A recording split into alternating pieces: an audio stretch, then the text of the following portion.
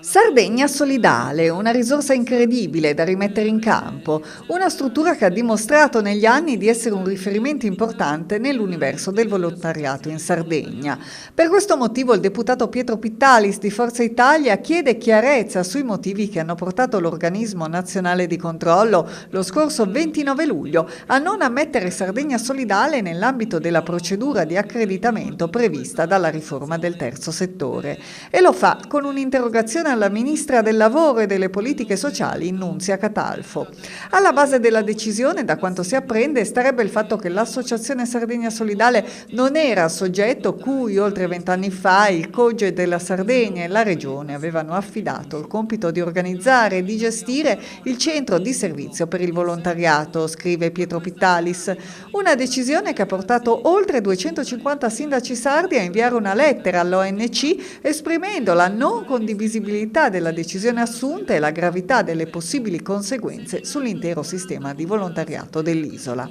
La storia ormai più che ventennale di Sardegna Solidale, il cui comitato promotore è presieduto da Don Angelo Pittau, è ricca di iniziative, attività e riconoscimenti di primo piano, al punto da incontrare anche un eccezionale riconoscimento da parte di Papa Francesco, che nell'incontrare l'associazione in un'udienza speciale il 30 novembre 2018 ebbe per l'associazione parole di apprezzamento e incoraggiamento. Si attende ora la risposta della ministra su una questione che scuote il volontariato sardo.